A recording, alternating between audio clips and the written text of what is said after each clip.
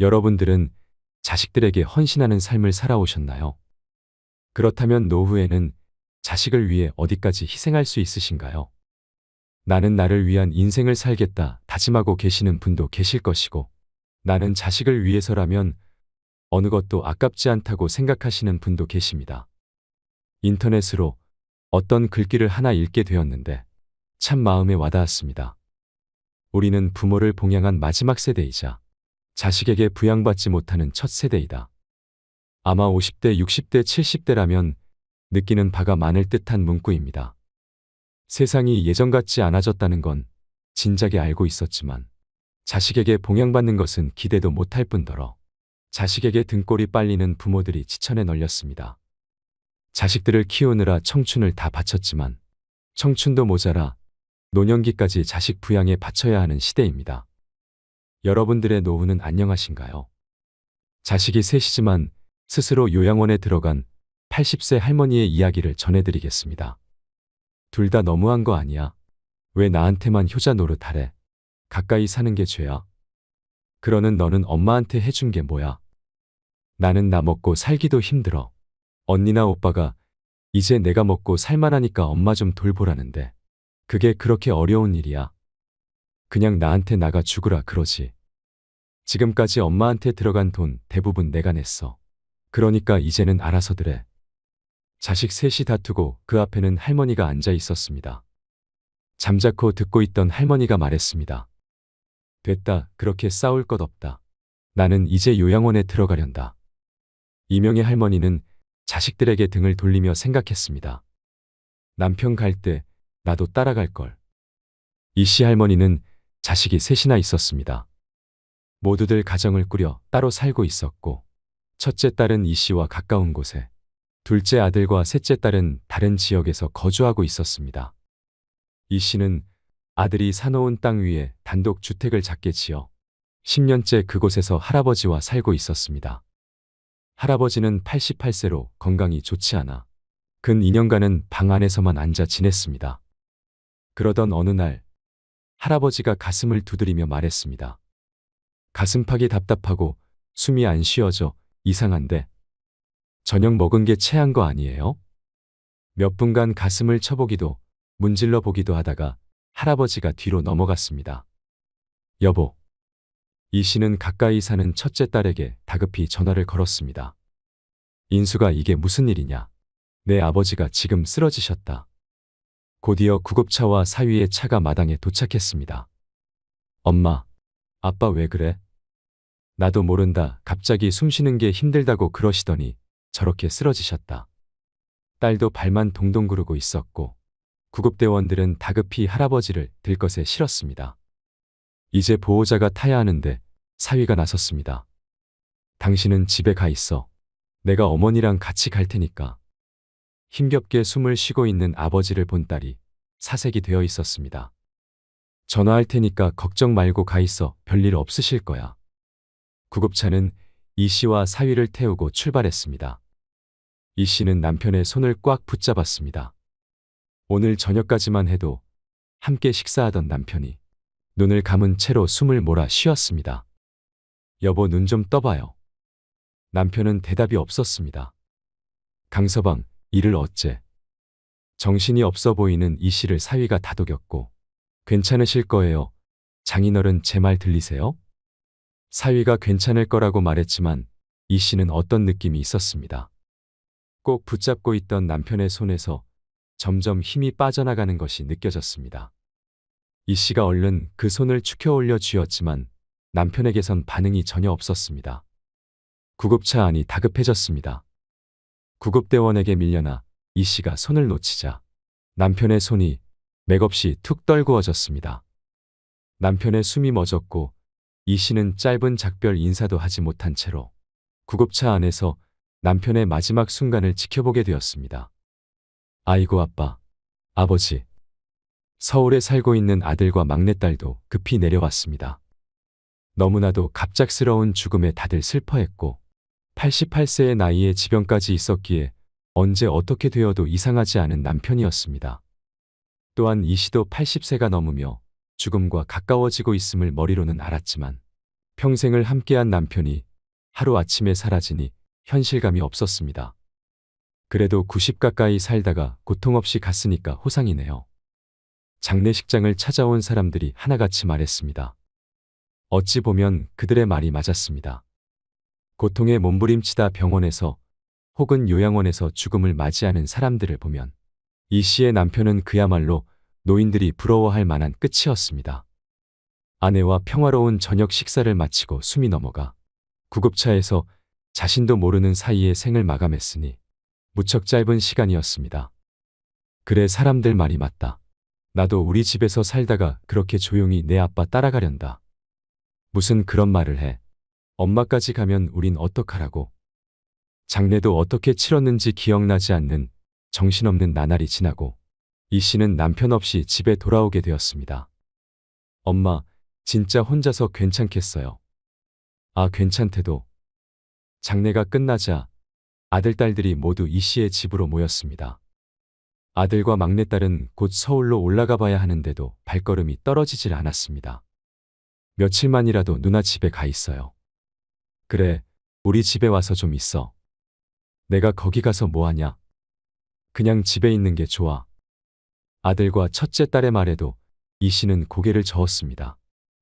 엄마, 아니면 우리 집으로 가던가. 혼자 이 집에 있으면 좀 그렇잖아. 막내 딸까지 합세하여 어머니를 모셔가려 했지만 이 씨는 아무 곳으로도 가고 싶지 않았습니다. 신경 쓰지 말아라. 너희 아버지 계실 때도 혼자 있는 것 같았으니까. 그래도 그거랑 같아. 너무 적적하지 않겠어. 그래, 괜찮으니까 너희는 어서 가봐. 그래도 너희가 있어서 다행이다. 고맙다. 이 씨는 홀로 집에 남겨졌습니다. 그래도 자식들 집에 가는 것보다는 익숙한 집이 좋았습니다. 더 이상의 변화는 원치 않았습니다. 이 집에서 남편만 빠져 있다고 생각하는 것이 오히려 마음이 편할 듯 했습니다. 하지만 아담하던 집이 넓게 느껴지는 것만은 어쩔 수 없었나 봅니다. 남편의 유품들을 정리하고 남편이 지내던 방을 싹 비워 청소해 놓으니 무척이나 횡했습니다. 도로와 떨어진 후미진 곳에 있는 집이라 원체 조용한 곳이었는데 안 그래도 고요한 곳이 남편마저 없으니 바늘이 떨어져도 큰 소리가 날 듯했습니다. 이 씨는 TV 볼륨을 크게 키우고 생활했습니다. 수발 들어야 하는 영감 없으니 편하네. 말은 그리했지만 마음은 구멍이 뚫린 듯 허전했습니다. 다음 날도 다다음 날도 이 씨는 마당에 앉아 풀 구경을 하다가 집으로 들어와 TV를 보고 다시 나가서 마당에 앉아 있다 들어오곤 했습니다. 혼자서는 이곳에서 할 일이 없었습니다. 친구라도 만나려고 나가려면 차가 있어야 하는데 이 씨는 차도 면허증도 없었습니다. 남편이 살아있을 때는 오토바이로 데려다 주곤 해서 불편함을 느끼지 못했습니다. 하지만 이제는 남편이 없으니 심심해도 볼 일이 있어도 마을을 벗어나기가 힘들었습니다. 버스 정류장도 걸어서 30분은 가야 했고 나간다고 한들 버스를 타고 어디든 제대로 갈 자신도 없었습니다. 하지만 아무리 할 일 없는 노인이라도 맨날 집에만 있을 수가 있겠습니까? 친구야 안 만나면 그만이지만 문제는 이럴 때였습니다. 인수가 어제부터 더 배가 좀 아파서 병원에 좀 가야 될 것 같다. 체한 거 아냐? 매실 좀 먹어보지. 어제 오늘 계속 먹었는데도 아프네. 그래? 나 오늘 너무 바쁜데 내일 데려다 주면 안 될까? 이 씨는 뒤틀린 고통이 느껴지는 배를 부여잡고 딸에게 전화를 걸었습니다. 이제는 딸이 없다면 오도 가도 못하는 신세였고 그렇게 바쁘니? 그럼 택시 타고 갈 테니까 택시 좀 불러줄래? 아, 그렇게 아파. 잠깐만 기다려봐. 내가 지금 갈게. 아니야, 너 바쁘면 그냥 택시 타고 가도 돼. 간다니까 좀만 기다려. 전화를 끊고 이 씨는 식은땀을 닦았습니다. 웬만해선 딸을 귀찮게 하고 싶지 않아 외출을 자제했지만 이런 때만큼은 불가항력이었습니다. 송장이 아닌 이상 집에만 있을 수는 없기에 그럴 때마다 딸에게 전화 걸기가 망설여졌습니다. 차 타고 15분 거리에 사는 딸이 잠시 뒤에 도착했습니다. 식당 많이 바쁘지? 지금 시간이 그렇지. 배는 어때? 운전하고 가면서 딸과 대화를 나누었습니다. 정신이 없었는지 딸은 앞치마를 맨 채였습니다. 엄마, 나 일단 돌아가 봐야 하니까 진료 끝나면 전화해. 딸은 이 씨를 병원 앞에 내려주고 되돌아갔고 접수하느라 헤매서 진료를 받는 데까지는 한참 시간이 걸렸습니다. 약을 타서 나오니 1시간이 훌쩍 지나가 있었습니다. 병원 밖으로 나와 딸에게 전화를 걸었습니다. 이제 한창 점심시간이 시작될 시간이라 바쁜 모양이었습니다. 2번 전화를 걸었지만 받지 않았습니다. 택시라도 타고 가려 했지만 지나가는 택시가 한 대도 보이지 않았습니다. 병원 앞 벤치에 앉아 기다리를 한참. 딸에게서 전화가 걸려왔을 땐 점심시간이 끝나 있었습니다. 엄마 미안해, 도저히 나올 수가 없는 상황이었어. 진료 끝났어? 그래, 지금 병원 앞에 나와 있다. 택시라도 타고 가지. 여태 기다렸어? 지나가는 택시가 있어야지. 콜택시 부르면 되지. 그런 것을 할 줄 알았으면 애초에 딸을 부를 일도 없었을 것이었습니다. 딸이 다시 어머니를 데리러 왔습니다. 차에 타자마자 타박하는 소리가 들렸습니다. 버스나 택시도 탈 줄 알아야지. 엄마 내가 데리러 못 올 때 엄마 혼자 아무데도 못 가면 어떡해. 너도 이 나이 돼봐라. 그게 마음처럼 되나? 나이가 무슨 상관이야? 의지 문제지. 아직 젊은 딸은 어머니가 답답할 뿐이었습니다. 그런데 엄마, 아빠도 없는데 엄마 혼자 그 집에서 살기가 힘들지 않을까?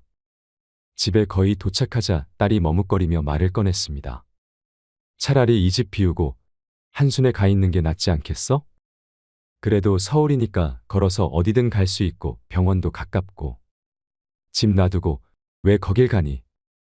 엄마 혼자 그 집에 있는 게 마음이 안 놓여서 그렇지. 엄마 쓰러져도 모르잖아. 이웃이 있는 것도 아니고 그리고 올케가 집에서 놀고 있는데 뭐 어때? 그런데 그것만은 이 씨는 사양하고 싶었습니다. 명절 때 종종 방문하곤 하는 아들네는 이 씨에게 편치만은 않은 곳이었습니다. 자신도 그렇고 며느리도 그렇고 원체 살가운 성격이 못되기에 그런지 아니면 원래 고부 사이는 그런 것인지 아직도 며느리는 남 같은 마음이 컸습니다. 보라 엄마가 잘도 좋아하겠다. 그러면 막내는 막내한테 가서 지내는 건 어때? 막내딸도 서울에서 살고 있는데 그 집에 가는 것도 말이 안 되었습니다. 입에 겨우 풀칠하고 사는 애한테 무슨 짐을 지워주려고 거길 가니? 집이 없다면 모를까. 멀쩡하게 살고 있는데 왜 자꾸 서울로 가라는 거야? 그게 아니라 내가 매일 이렇게 엄마를 돌봐줄 수는 없잖아. 엄마도 가야 내가 좀 편히 살지. 이렇게 딸을 부르는 것은 많아야 일주일에 한 번이었고 오늘도 아픈 것이 아니었으면 집에서 나오지도 않았을 것이었습니다. 그리고 둘째나 셋째 집으로 가라면서 자신의 집으로 오라는 소리는 없는 첫째 딸이었습니다. 너도 이제 안 부를 테니까 내 걱정 마라. 너 바쁘면 택시 타고 다닐게. 식당 바쁜데 어서 들어가 봐라. 그러자 딸도 마지못해 수긍했습니다. 이 씨는 딸을 보내고 집으로 들어왔습니다. 이러니 저러니 해도 내 집이 좋았습니다.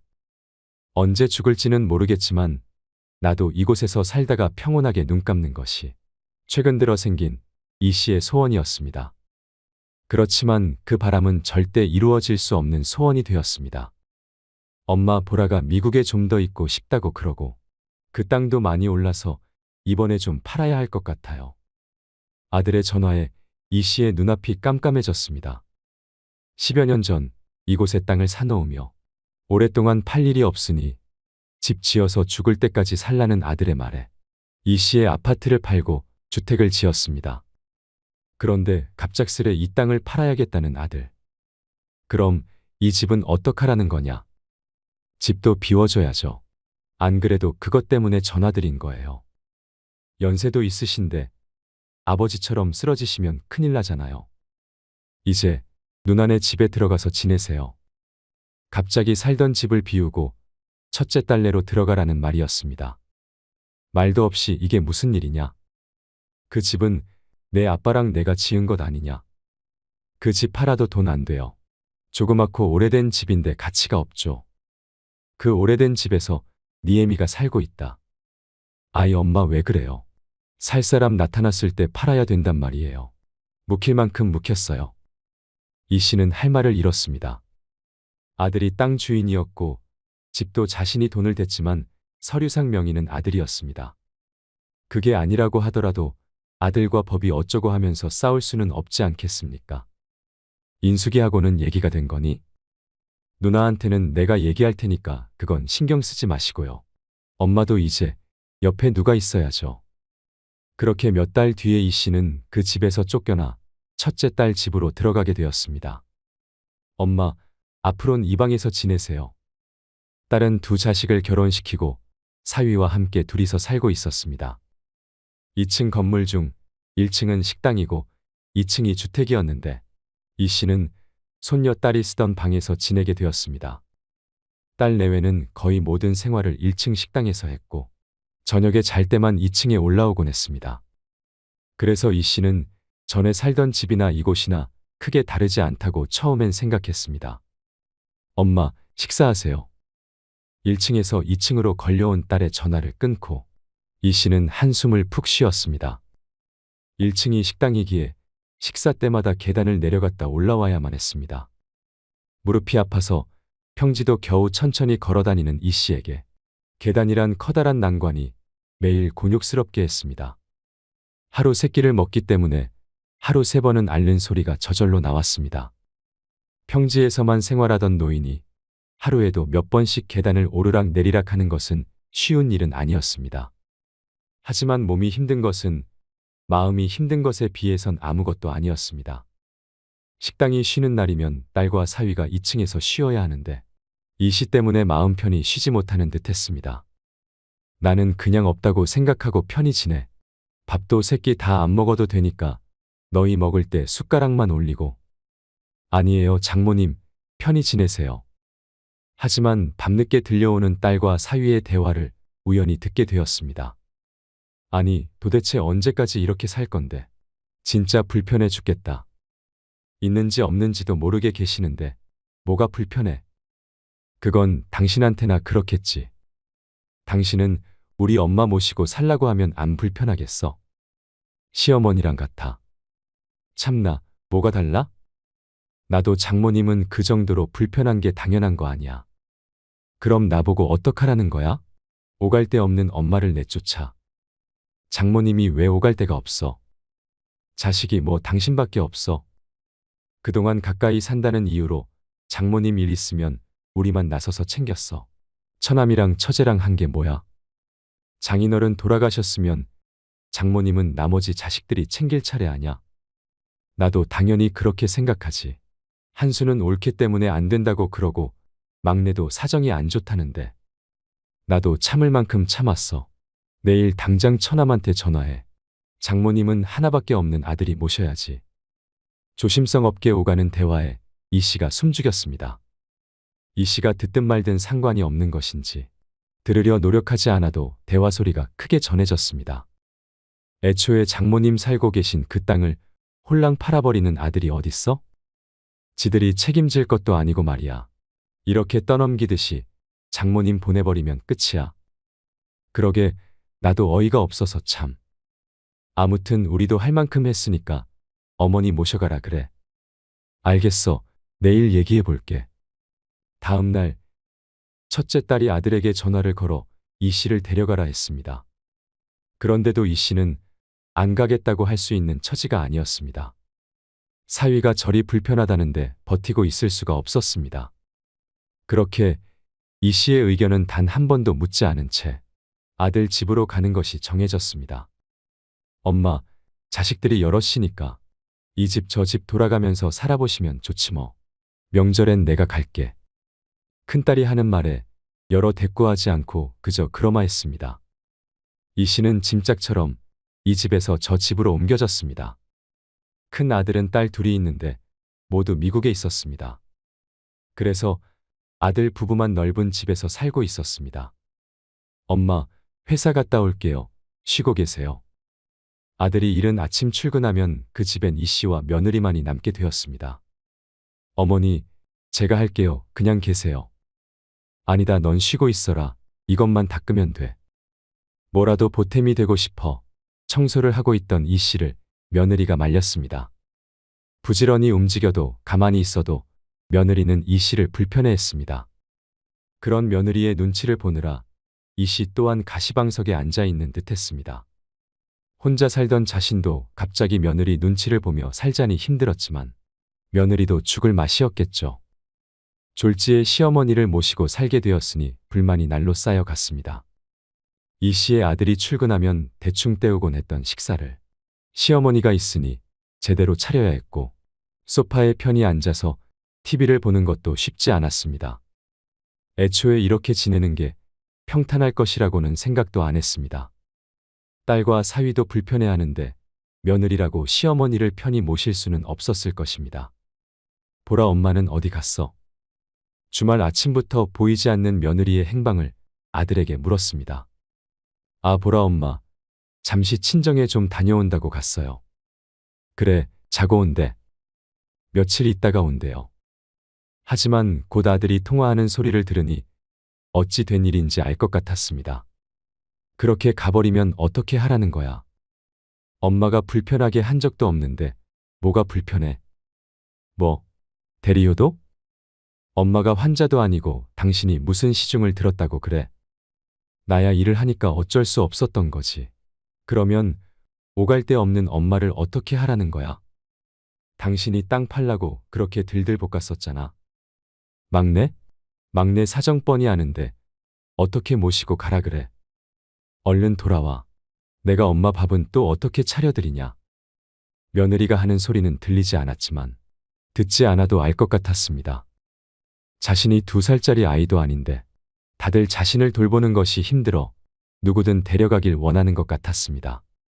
손이라도 보태고 싶어서 집안일도 열심히 해보았지만 뭐라든 자신은 애물단지가 된 듯했습니다. 막내야, 네가 좀 와서 엄마 모시고 가라. 결국 아들이 막내딸에게 전화를 걸었습니다. 내 상황 알면서도 엄마 모셔가란 소리가 나와? 경제적으로 힘든 막내딸은 어이없다는 듯이 대꾸했습니다. 그러면 어떡하냐?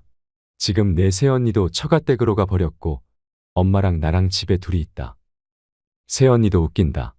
엄마 모셔본 적이나 있으면 모르겠는데 얼마나 됐다고 홀랑 도망가 버리냐. 보라 엄마도 오죽했으면 그랬겠냐. 그래도 아들인 나보다 딸이 낫지 않겠어? 내가 좀 엄마 좀 모셔가라.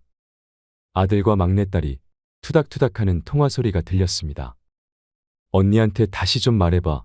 나는 정말 상황이 안 돼. 누나네 집에 있다가 여기로 온 건데 어떻게 다시 데려가라 그래. 주말에 언니랑 같이 갈게. 그렇게 주말이 되었을 때 이 씨의 자식들 셋이 전부 모이게 되었습니다. 모이게 된 이유는 하나였습니다. 이 씨를 누가 데려갈 것인가. 이 씨의 뜻은 고려하지 않은 그녀의 거취에 대한 결정을 위한 자리였습니다. 그곳에서 이 씨는 꽂아 놓은 보릿자루처럼 앉아 있었습니다. 옳게는 너무한 거 아니야? 며느리가 돼가지고 어떻게 시어머니가 불편하다고 홀랑 집을 나가버려? 그러니까 말이야. 요즘 세상 참 좋아졌다. 그렇게 쉬우면 내가 하면 되겠네? 뭐 또 그 소리야. 그러면 오빠가 생활비 다 줄래? 생활비 주면 엄마 내가 모셔갈 수 있냐? 서로 싸우는 상황을 이 씨는 지켜보고만 있었습니다. 애초에 매형 때문에 이렇게 된 거잖아. 그 넓은 집에서 엄마랑 사는 게 뭐가 불편하다는 거야. 그러는 옳게도 엄마 불편하다고 나가 버린 거 아니야. 왜 내 남편 탓을 해? 그동안 가까이 산다는 이유로 엄마에 관한 모든 일을 다 너네 매형이 처리했는데 이제 와서 매형 탓하는 건 염치 없는 거 아니니? 그러는 나는 그동안 엄마한테 들어간 돈 다 내가 댔다고. 나도 할 말은 있어. 이거 왜 이래? 서로 네 탓이다 내 탓이다 하는 모습을 보는 이 씨의 표정이 착잡했습니다. 결국엔 이 씨를 서로 맞지 않으려고 싸우고 있는 것 아니겠습니까? 그만해라. 이 씨가 한참 있다 입을 열었습니다. 나만 없으면 너희들이 이렇게 싸울 일 없는 거지. 그러자 자식들 셋이 입을 다 물었습니다. 나는 내가 알아서 살련다. 그러니까 그만들 해라. 어떻게 알아서 해? 아들이 물으니 이 씨가 뜸을 들이다 입을 열었습니다. 요양원이라도 들어가서 살 테니 이제 너희들 모두 신경 끄고 살아. 그러자 다들 놀라서 한마디씩 했습니다. 뭐 요양원? 갑자기 그게 무슨 소리야? 그래, 자식이 셋이나 있는데 왜 요양원에 들어가? 이 씨는 헛웃음을 지으며 대꾸했습니다. 그래, 자식들이 셋이나 있지만 나이든 엄마 돌봐줄 사람이 있냐? 너희들 중에 그렇게 할 사람이 있니? 그러자 다들 합주기가 되었습니다. 없지? 그러니까 내가 알아서 살련다. 제발 그만하자. 이제 이리저리 옮겨 다니는 것도 싫고 너희들에게 짐 되는 것도 싫다. 이제는 자식들에게 짐이 될까 미안한 마음보다는 짐 취급을 받는 자신의 처지가 서러운 마음이 커졌습니다. 나도 내 늙은 몸뚱이 의탁해서 너희들 힘들게 하기도 싫고 이렇게 싸우는 모습을 보는 건 더 싫다. 그냥 요양원에 들어가는 게 너희 좋고 나도 좋은 길 같다. 그동안 너희가 용돈 줬던 거 통장에 다 모아뒀다. 이거면 나 죽을 때까지 요양원에서 지낼 만할 거다. 이걸로도 부족하면 그냥 이 세상 뜨련다. 이제 미련도 없고 노인네가 이승에서 할 수 있는 것이라곤 하나 없으니 저승에서 할 일을 찾아보는 게 맞을 것 같다. 그러면 나도 더 이상은 이런 꼴 안 보고 살 수 있겠지. 그러자 세 자식들은 다시 싸우기 시작했습니다. 그러니까 언니가 잘 모셨으면 됐을 거 아냐? 엄마 입에서 왜 이런 말이 나오게 해? 너는 한 번도 엄마랑 살아본 적도 없으면서 왜 우리 탓만 해? 돈 없는 게 벼슬이냐? 그럼 차라리 중간쯤에다가 방이라도 하나 구해드리고 돌아가면서 왔다 갔다 하는 게 낫겠다. 급기야는 이 씨를 원룸에 넣고 순번을 정하자는 말까지 나오게 되었습니다. 그만하지 못해. 내가 이런 말까지 들어가며 살아야 하냐? 나는 평생을 내 한 몸 바쳐 너희 셋을 키웠는데 너희는 셋이나 돼서 엄마 하나 가지고 서로 미루고 있냐? 내가 너희 집 돌아다니는 게 좋아서 가만히 있었는 줄 아니? 내가 언제 나 돌봐주라든? 그냥 돌아. 너희에게 이젠 바라는 것 하나 없다. 너희는 먹고 살기 바쁜 것 같으니 제발 알아서 살아라. 이 모습을 아빠가 봤으면 땅을 치면서 울었을 거다. 나도 내 아빠나 따라갈 걸 그랬어. 그리고는 짐가방을 들고 아들 집을 나와버렸습니다. 누구도 어머니를 붙잡지 않았습니다. 이 씨는 며칠 뒤 정말로 요양원에 들어가 버렸습니다. 자식들은 입으로는 말렸지만 누구 하나 우리 집으로 오라는 사람도 없었습니다. 이따금 이 씨에게 자식들이 면회도 왔지만 이 씨가 보기를 거부했습니다. 그리고 면회를 오는 자식들에게는 직원이 이 씨의 쪽지를 보여주었습니다. 이곳에 있다가 너희 아버지가 부르면 가련다.